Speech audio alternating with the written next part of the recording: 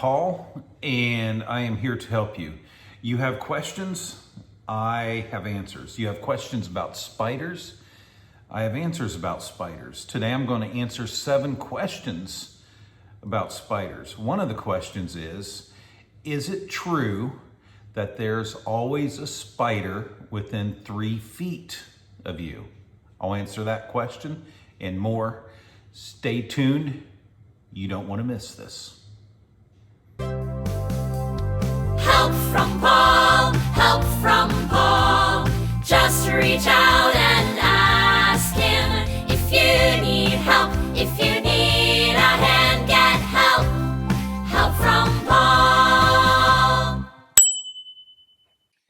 Today, we are talking about spiders. Let's delve into a Q&A session where I will answer 7 of the most commonly asked questions I'm asked all of the time. In a few minutes, you will be smarter about spiders than you were ever before, smarter than your friends. So show off your spider intellect after watching this video. Now, you know spiders are not insects. Insects have 6 legs. Spiders have 8.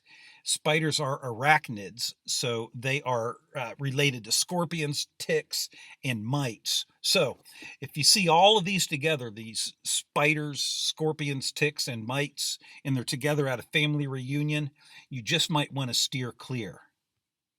Now, here are the 7 questions and 7 answers concerning spiders. Questions you've had, but were afraid to ask. Question number 1, why do people hate spiders? There are many people who hate spiders, others who love them. Some people are in between. Now, according to Psychology Today, some researchers think that we inherit spider fear through our biology. The reason is that some of our most ancient predators have evolved a natural fear of these animals. Now, what I think they're saying is that fear of spiders is in our biology, it's in our makeup, it's in our nature. Now, I'm not a psychologist, but I think people are creeped out by spiders because we just don't understand them. We judge them by their appearance. We profile them. We are quick to judge. We are quick to condemn. And this is a social injustice. Now, maybe we're jealous of them because they have more legs than us. They have long legs, slender legs. In addition to that, spiders are hairy. They're hairy all over the place, hairy on their cephalothorax and all other parts of their body. Now, hairy describes me, but people aren't afraid of me, maybe a little if they see me with my shirt off, but for the most part, they aren't intimidated of my back hair just because I have a luscious rug of hair on my back. Now, it also doesn't help that the movie industry has perpetuated the fear of spiders. Movies like Arachnophobia and that scene in The Lord of the Rings, they can instill a lot of fear in people. There's also Aragog in the Harry Potter movie. But spiders are our friends because they eat other things that we don't like, insects. We have a symbiotic relationship with spiders, circle of life, etc., etc., etc. So maybe instead of judging spiders, thou shalt not judge, you should sit down and get to know one. Engage in some meaningful dialogue and challenge your presuppositions about these arachnids. Don't do that with a brown recluse or a black widow spider, any of those other poisonous spiders, but you get the gist of it. Question number 2, is it true that you're always within 3 feet of a spider? No. This is a myth. This is just another rumor started by some anti-arachnid. Now, you could be within 3 feet of a spider right now, but that does not always mean that there's always a spider within 3 feet from you. Unless you're being stalked by a spider, because it is true that some spiders stalk their prey.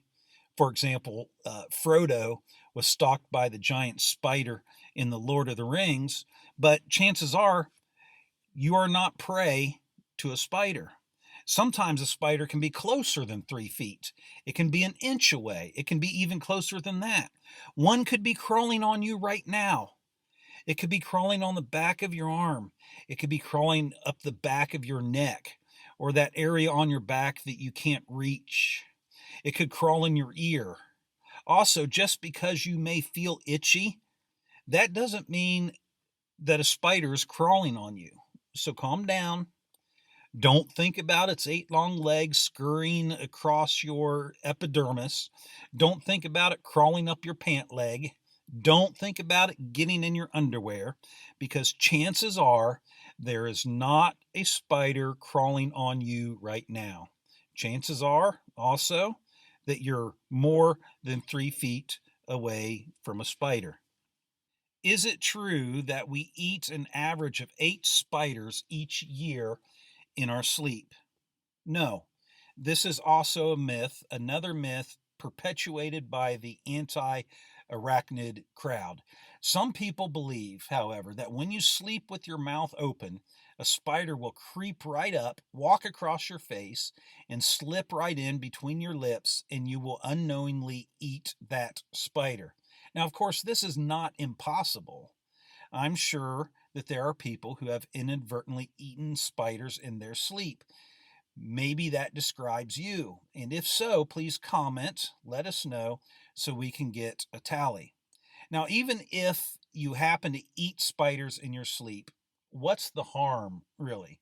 I mean, for their size, they pack a good amount of protein. Spiders are keto friendly. They're low in calories, unless you eat a few hundred of them. So, when you go to bed, rest assured that the possibility of you eating a spider tonight is very slim. So I'm glad I was able to help you sleep better tonight. Pleasant dreams. Number 4, are spiders good at fishing? Some are. Spiders that are good at fishing are commonly referred to by entomologists as, and write this down, fishing spiders.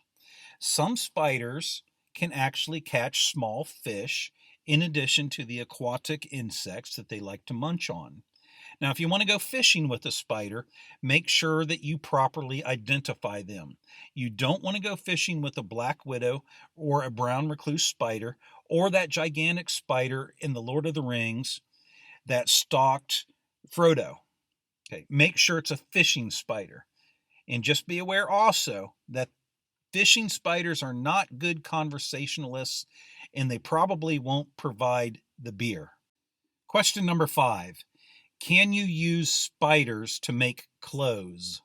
This question is often asked because all spiders can produce silk, and silk can be used to make clothes. So yes, it is possible to make clothes using spiders, but you need a lot of spiders to do so. You will have to gather these spiders together, but then you'll have to make sure that they don't fight each other and that they don't eat each other, because spiders are cannibalistic. So if you're thinking about going into the clothing business by manufacturing blouses of silk from spiders, you will need a couple million spiders and a good HR department to make sure that they're all getting along. Because female spiders practice something called sexual cannibalism. That is, they eat their mate after mating. And you will need to implement policies to protect against this type of sexual harassment and cannibalism. Now, there's a lot to consider if you're going to work with millions of spiders at once. So good luck with that, because you might want to consider a different side hustle. Number 6, are spiders nearsighted or farsighted? People ask me this question all the time. It seems like I can't even go out into public without someone shouting to me across the street asking, "Hey, Paul, are spiders nearsighted or farsighted?" So pay attention, because I'm tired of answering this question. Spiders are nearsighted. They can't see very far. So if you don't want to be seen by a spider, stay several feet away. And if you take them to a movie, you got to remember this: they will want to sit all the way down in front. So consider that before going to a movie. with your pet spider. Now, the final question. This is for people who don't like spiders. Question number 7 is this: how do you kill a spider? Now, there are many different ways to kill a spider, and I don't have time to go over all of them in this video. But one way is that you can release a lot of birds into your house. Birds prey on spiders. This is where the predator, the spider, becomes the prey. Bluebirds, blackbirds, sparrows, and crows all eat spiders. If you're having a hard time deciding which bird that you want to use, I suggest crows. Did you know that a group of crows is called a murder? It's true.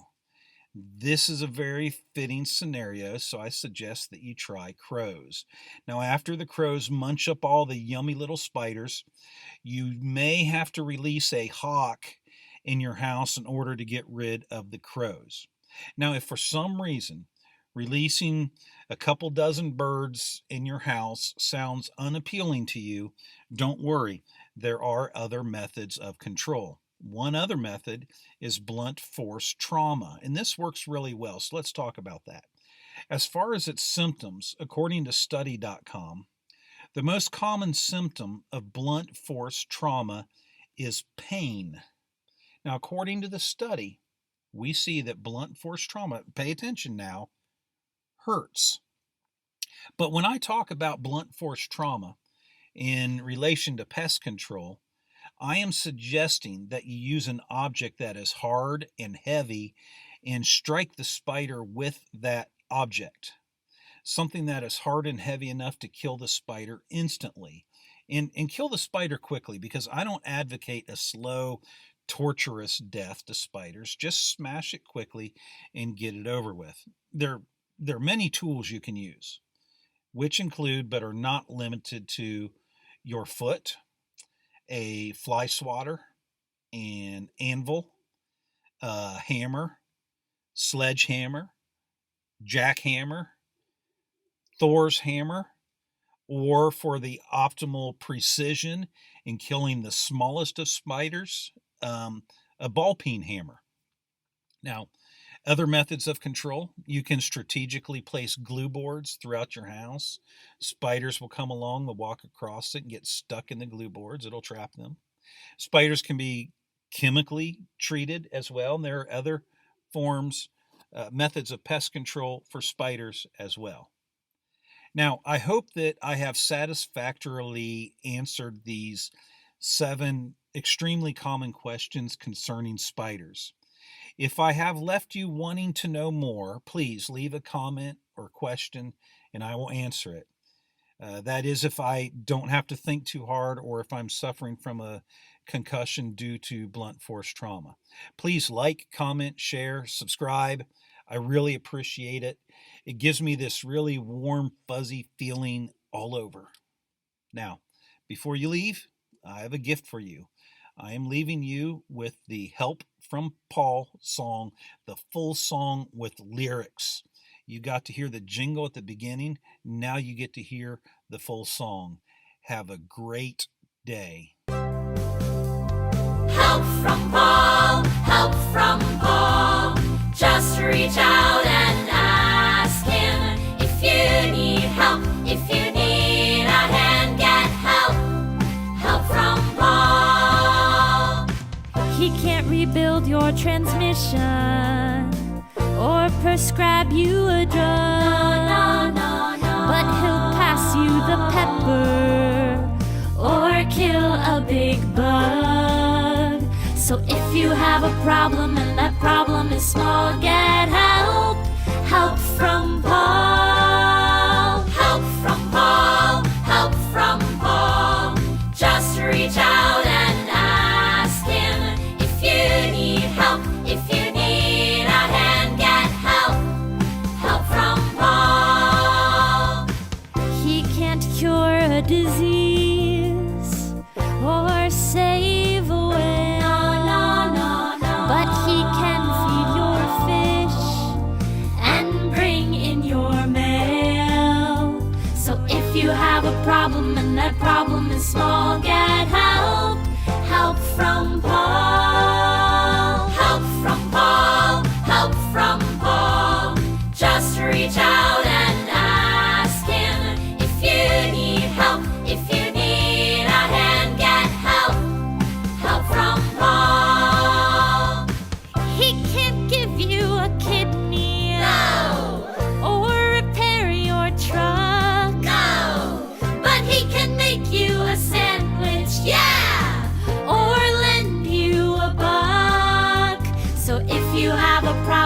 and that problem is small, get